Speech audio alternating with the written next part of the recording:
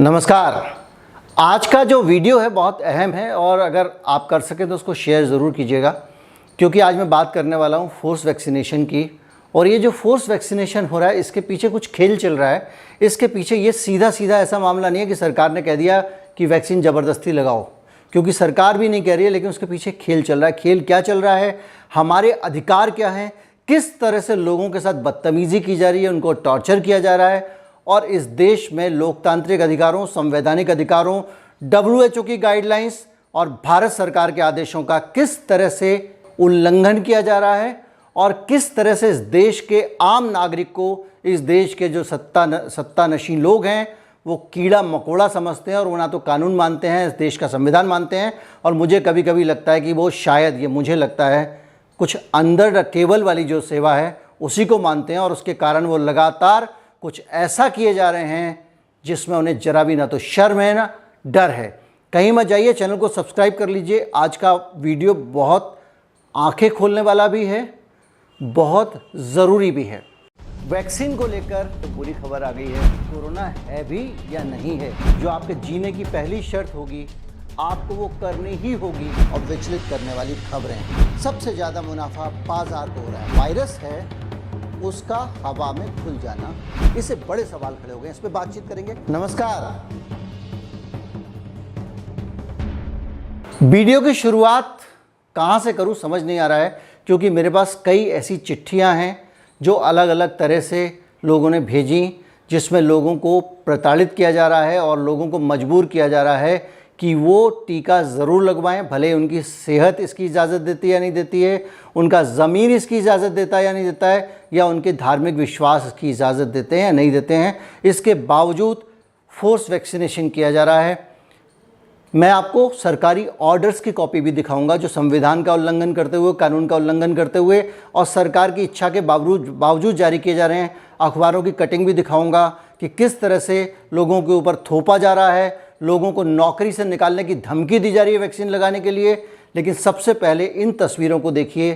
1 minute के लिए अपनी माँ को याद कीजिए, अपनी माताजी का स्मरण कीजिए कि आपकी माँ भी इसी उम्र के आसपास रही होंगी, जिन्होंने आदेश दिया है उनकी माँ भी इसी उम्र के आसपास रही होंगी। इन माँओं के साथ सरकार के खाकी वर्दी वाले जो हैं, क्या कहूँ मैं, वो क्या सलूक कर रहे हैं, किस तरह सलूक कर रहे हैं। और सिर्फ एक ऐसे एजेंडे पर काम कर रहे हैं जो एजेंडा सरकार का, इस देश के एजेंडा नहीं है, जो WHO का एजेंडा नहीं है, जो किसी भी स्वास्थ्य का एजेंडा नहीं है। पहले आप वीडियो देखिए, अपनी माँ को स्मरण कीजिए और इनकी जगह अपनी माँ को रख के याद कीजिए कि इस देश के ये जो गुंडे हैं ये क्या कर रहे हैं, ये गुंडागर्दी है।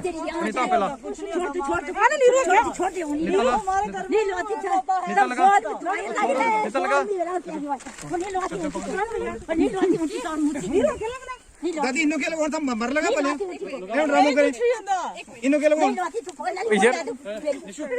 सुई पर जाएगी बीच मर जाएगी बुढ़ी दादी मेरा यकीन मानो तो इंजेक्शन आने सुई भी टूट जाएगी सामने कुछ हो गया वो जुमार ही था वो जुमार है ना सामने कुछ हो गया वो जुमार लगन दी इंजेक्शन सुई टूट जाएगी बीच मर जाएगी सुई टूट जाएगी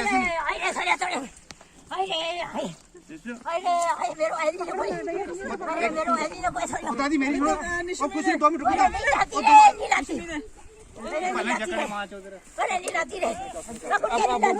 क्या करना पड़ेगा जोर से सुई टूटेगी मुझे मारेगी वहां पकड़ो सीधी अरे ना लाइए रे सीधी छोड़ा मेरे कुछ नहीं छोड़ो अरे अच्छा बाप का मुंह मुतु अच्छा बाप का मुंह मुतु मारो तो सास पर बंद कर मास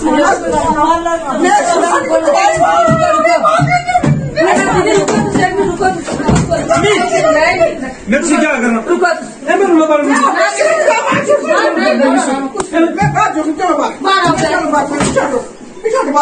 निकल बाहर में तू बाहर पकड़ो भाग मैं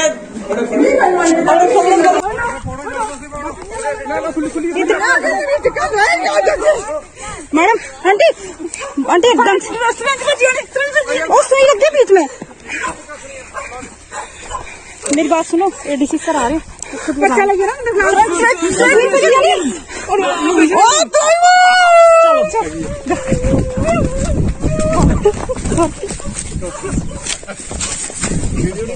बन गया सर, बन गया। ओ गिर गई इधर ही। सर गिर गई इधर ही। कोई बात नहीं, कोई बात नहीं, कुछ नहीं था ये आगे करने का है। जब भी व्हाट्सएप पे, सोशल मीडिया पे कोई वीडियो आता है तो आपके मन में जो बड़ा सवाल आता है वो ये आता है कि जो वीडियो है वो सच है भी कि नहीं है, क्योंकि इस तरह के वीडियो अक्सर फेक भी निकल जाते हैं।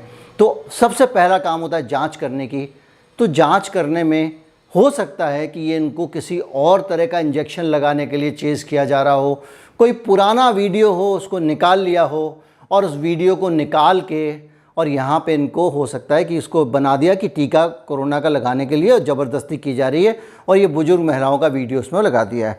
हालांकि जो इसमें बीच में बातचीत हो रही है, जो बातें सुनाई पड़ रही हैं, उससे ये साफ लग रहा है कि ये वीडियो कोरोना के टीके ज़बरदस्ती लगाने का है। फिर भी आपको शक की गुंजाइश लेके चलना चाहिए। लेकिन इस वीडियो का क्या करेंगे जिसमें सरेआम एक पुलिस वाला सबको सलाह दे रहा है, सलाह नहीं दे रहा है, धमकी दे रहा है कि अगर आपको अपनी दुकान पे बैठना है, अपनी दुकान पे कारोबार करना है तो टीका लगाइए। ये किसके आदेश से दे रहा है, कहाँ से आदेश आ रहा है? एक तरफ बुजुर्ग महिलाओं का वीडियो हिमाचल प्रदेश का, कुछ पंजाब के वीडियो, कुछ राजस्थान के वीडियो, और ये जो वीडियो है ये उत्तर प्रदेश का वीडियो है जिसमें पुलिस वाला बाकायदा लाउड स्पीकर पे ऐलान करके कह रहा है कि हम आपको दुकान पे नहीं बैठने देंगे, हम कारोबार नहीं करने देंगे अगर आपने टीका नहीं लगवाया है।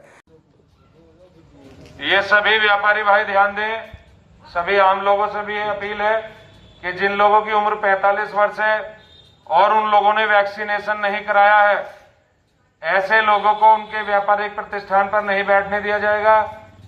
ऐसे आम लोग जिन्होंने 45 वर्ष उम्र है या उससे ऊपर है, वैक्सीनेशन नहीं कराया, उनके घर से निकलने की अनुमति नहीं होगी। लॉकडाउन जैसे ही खत्म होगा आपको इन नियमों का पालन करना होगा।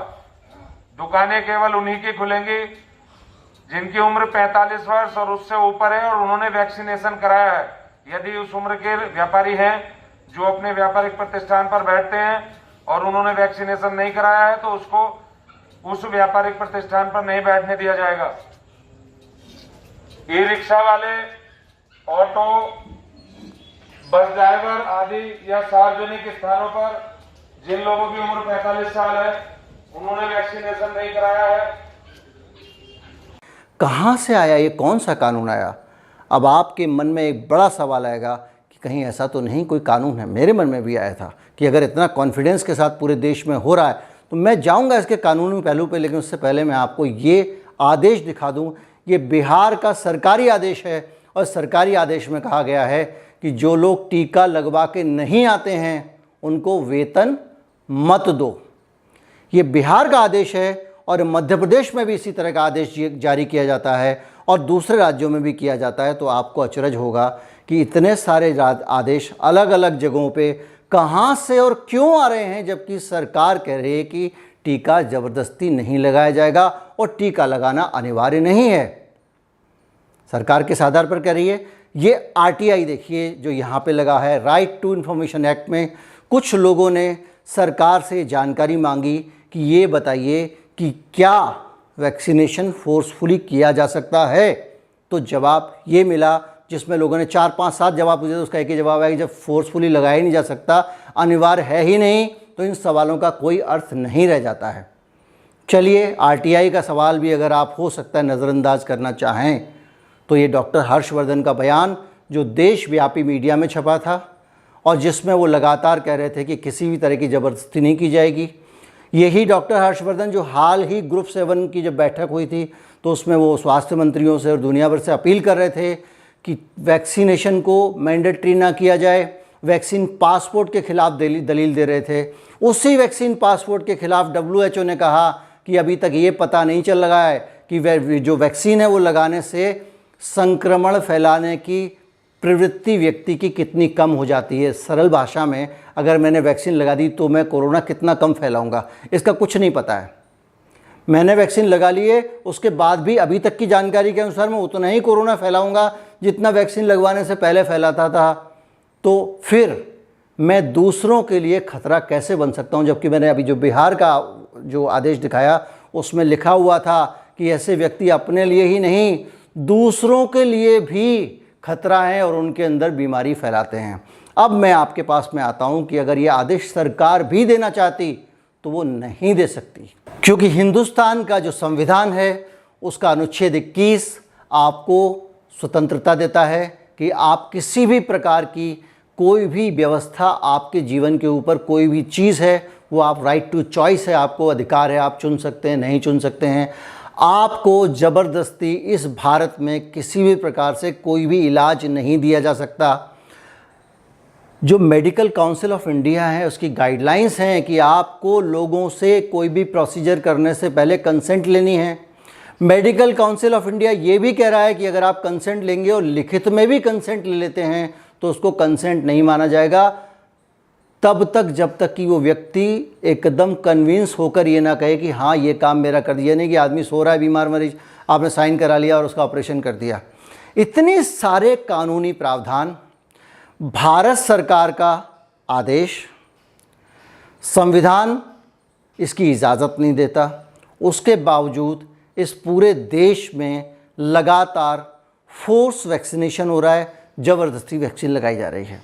इस वीडियो का मकसद, मेरा जो मकसद है वो कतई ये नहीं है कि मैं लोगों को ये कहूँ कि आप वैक्सीन लगवाइए या नहीं लगवाइए। मैं इसके लिए एक्सपर्ट नहीं हूँ, मैं मेडिकल एक्सपर्ट नहीं हूँ, मैं एक जर्नलिस्ट हूँ और जो कानूनी प्रावधान है इसको लेकर वो बताना मेरी जिम्मेदारी है। जो लोग लगवाना चाहते हैं, नहीं लगवाना चाहते हैं, वो अपना फैसला, चूँकि एक मेडिकल इशू है, किसी मेडिकल एक्सपर्ट की सलाह के बाद ही लें। आपको मैं कतई ये नहीं कह रहा हूँ कि आप कोई वैक्सीन लगवा लें या नहीं लगवाएं, दोनों ही चीज़ें मैं नहीं कह रहा हूँ, क्योंकि मुझे ये अधिकार नहीं है। मैं बहुत सारे उन बाबाओं की तरह नहीं हूँ जो बैठ के प्रिस्क्रिप्शन बनाते हैं और ख़ुद भी अंगूठा टेक हैं। खैर, तो मैं आपको बताना चाहता था कि ये जो अधिकार हैं ये हमको मिले हुए हैं। अब बड़ा सवाल ये है कि इस तरह से हमारी माँओं को, बहनों को पकड़ पकड़ कर, बुजुर्ग लोगों को पकड़ पकड़ कर टीका ज़बरदस्ती क्यों लगाया जा रहा है। टीके को लेकर बहुत सारी अवेयरनेस है, हर तरह की अवेयरनेस है। उसके कारण जो है बहुत सारे उसके बाद में जो पोस्ट वैक्सीनेशन एडवर्स इवेंट हैं उनका रिपोर्टिंग का मैकेनिज़्म है, वहाँ से बहुत सारी जानकारियाँ आई हैं। वो सब जानकारियों के आधार पर कुछ लोग अपनी अपनी राय बना रहे हैं।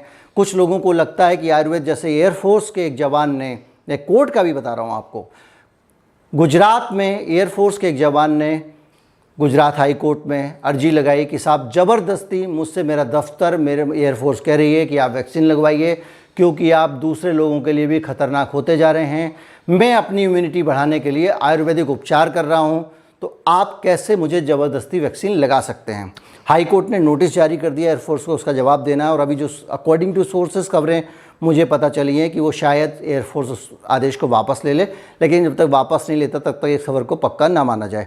मेघालय हाई कोर्ट ने बाकायदा सुओ मोटो कॉग्निजेंस लेते हुए शिलांग में आदेश जारी किया और पूछा कि भाई आपके पास क्या ग्राउंड है जो ये आदेश आप जारी करके ज़बरदस्ती वैक्सीनेशन कर रहे हैं। अब आप ये देखिए, मेघालय से लेके, यूपी से लेके, हिमाचल से लेके, गुजरात से लेके पूरे देश में एक ही तरह की गैर कानूनी हरकत प्रशासन क्यों कर रहा है।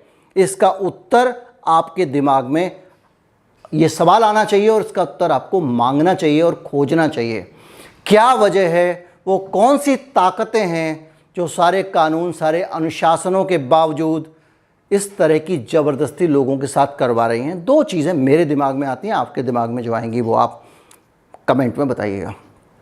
पहली ये कि वैक्सीन की खपत सरकार बहुत तेज़ी से करना चाहती है। वो 1 करोड़ वैक्सीन रोज़ लगाने के लक्ष्य की तरफ बढ़ रही है और उसके लिए उसको हर हालत में अपने अधिकारियों को टारगेट देने हैं और शायद अनधिकृत रूप से वो टारगेट दिए जा रहे हैं, जैसे कि नसबंदी के टारगेट 1977 के आसपास इमरजेंसी में दिए गए थे, 75 में। या तो ये वजह है। दूसरी वजह ये है कि हो सकता है कि जो स्थानीय लेवल पे अधिकारी हैं उनको कोई ना कोई ऐसी फोर्स, कोई ऐसी कंपनी जिसको आर्थिक लाभ या गेन हो रहा हो इन हरकतों से, वो प्रशासन को मैनिपुलेट कर रही हो और उससे ऐसे अनधिकृत आदेश जारी करवा रही हो जिनका ना तो वैज्ञानिक आधार है, ना जिनका कानूनी आधार है। एक सोचने की बात यह है और जिस पे बहुत सारा चिंतन करने की आवश्यकता है, क्योंकि WHO ने भी ये बड़ी बात कही है जो वैक्सीन पासपोर्ट के मसले पर, कि जिन लोगों के अंदर नेचुरल इम्यूनिटी आ गई है उनका सर्टिफिकेशन कैसे होगा। अगर एक आदमी कुदरती रूप से उसको कोरोना हुआ और वो अंदर से इम्यून हो गया और अब उसको वैक्सीन की ज़रूरत नहीं है, तो उसका कैसे आप आइडेंटिफिकेशन करेंगे। सिर्फ ये जो है WHO नहीं कह रहा है, इसके बारे में एम्स की तरफ से डॉक्टर संजय राय पे मैंने पूरा एपिसोड बनाया था, जिन्होंने बाकायदा बताया कि कैसे किसी को अगर एक बार हर्ड इम्यूनिटी अगर हो जाती है तो फिर उसको दोबारा कोरोना नहीं होगा। कैसे वॉशिंगटन यूनिवर्सिटी के जो स्कूल ऑफ मेडिकल साइंस है उसकी रिसर्च कहती है कि एक बार अगर आपको कोरोना का माइल्ड सिम्टम्स आपके कोरोना आ गए तो आप लाइफ टाइम के लिए, या एसिम्टोमेटिक भी आप हैं तो आप लाइफ टाइम के लिए इम्यून हो जाएंगे। कैसे आप इस चीज़ को नज़रअंदाज कर सकते हैं कि WHO और AIIMS, all India institute of medical science, जो अखिल भारतीय आयुर्विज्ञान संस्थान है हमारा, इन्होंने मिलकर जो हाल में सीरो सर्वे किया है उसमें बड़ी संख्या में 68 और 72% तक समाज के कई हिस्से इम्यून पाए गए, उनके अंदर एंटीबॉडीज़ पाई गई। और जाहिर बात है कि इन सब इलाकों में अब वैक्सीनेशन की ज़रूरत शायद ना पड़े, as per the theory of doctor Sanjay Rai, जो बहुत सारी जो रिसर्च हुई हैं और बहुत सारे जो वैक्सीन हैं उनके इन्वेस्टिगेटर रहे हैं। तो ऐसे लोगों की राय में ऐसे उनको तो ज़रूरत ही नहीं पड़ेगी। अब तुम अगर ये ठेला ठाली और ज़बरदस्ती करते हो, वैक्सीन पासपोर्ट बनाते हो और उन लोगों को दोबारा वैक्सीन लगाते हो, तो एक तो ये वेस्टेज ऑफ रिसोर्सेज है, देश के धन की बर्बादी है, बहुत सारा पैसा खर्च हो रहा है। 35,000 करोड़ रुपया लोगों को टीका लगाने पे खर्च होने वाला है। उस पैसे को बचाया जा सकता है अगर सूझबूझ से काम लें, लेकिन वो पैसा बर्बाद किया जा रहा है। और कौन बर्बाद कर रहे हैं? लोग अपनी इच्छा से भी नहीं रोक पा रहे हैं। ये लोग जो एक्स्ट्रा जुडिशियल जो पावर, जो फोर्सेस हैं, वो ये काम कर रहे हैं। मेरा मानना ये है कि इस तरह की प्रवृत्तियों पे सरकार को संज्ञान लेना चाहिए, एक हेल्पलाइन बनानी चाहिए जिस पे फोर्स वैक्सीनेशन के लोग शिकायत कर सकें, भले उनका दफ्तर कर रहा हो, भले ही वो प्राइवेट दफ्तर कर रहा हो, सरकारी दफ्तर कर रहा हो, या कोई अधिकारी कर रहा हो।